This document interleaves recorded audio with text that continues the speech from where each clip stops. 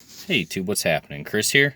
Want to bring you all a quick update on something that I was studying. I was in between clients here and said, hey, you know what? I want to continue this trend line review.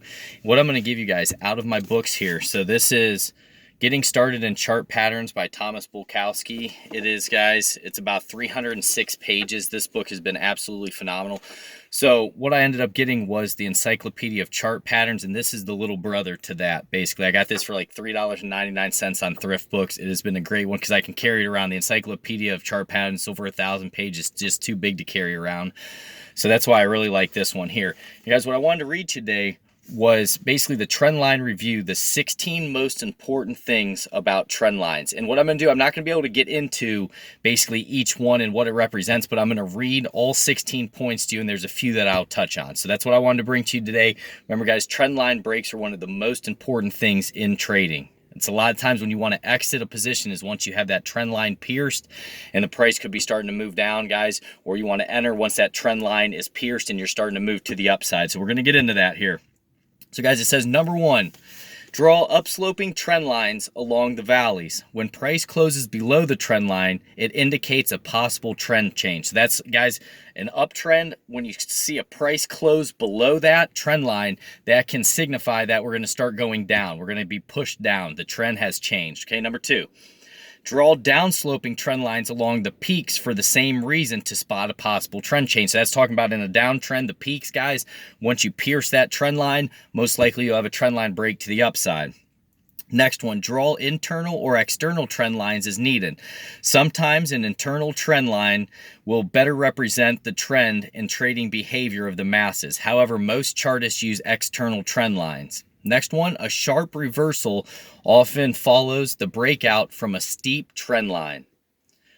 Look for trend lines with widely spaced touches. We've talked about a lot on that. When you'll have a price, say, guys, it'll hit in November, and then it won't hit again till the following year in like February or whatever, and it bounced off that, that's a very strong indication. Whenever you have wide spaces and it comes back to that trend line, that's a huge point. That's one that I really pay attention to. The next one, select trend line with many price touches.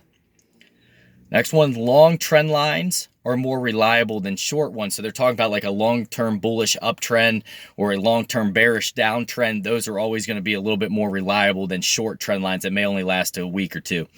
Shallow trend lines are much more reliable than steep ones. So that's what we've talked about with Litecoin, where it only has that 10 or 12% basically slope or slant to that trend line. That should almost be viewed as a concrete wall. That's going to be very strong as opposed to some that's up like 60, 70 degrees where it can really be pierced quick. Next one, when trend line volume follows the slope up for upsloping trend lines, down for downsloping ones, the breakout is likely to send prices even farther. So guys, remember that when trend line volume follows the slope up for upsloping trend lines or down for downsloping ones, the breakout is likely to send the price even farther. Upsloping trend lines accompanied by heavy breakout volume and downsloping trend lines accompanied by light breakout volume give the best post-breakout performance. That's another one you want to keep in your cap there, guys. That's an important one. Next, use the measure rule to predict a price target, and that's just measuring basically the length and everything. I'd have to get into a whole tutorial on that, guys, and then basically you take the length of what it was and you move it up and you can kind of get it like a target or a projection. So that's something we can definitely get into, but I need like 5 or 10 minutes to really dig into that on my computer. So that's not one we can get into here. Next one, a channel is two parallel trend lines that bound price. So obviously that's not one you guys need to go too deep into. Next one, when price fails to reach the top of a channel, a downward breakout may occur. The reverse is also true for price failing to reach the bottom of a channel. An upward breakout price may occur. Next, use the 1, 2, 3 trend change method to determine when the price trend changes. And we're going to do a whole tutorial just on that alone, guys, at some point. The next one, draw trend lines on the weekly scale for reliable trading signals. So really pay attention to, in my opinion, that 1 week and that 1 day.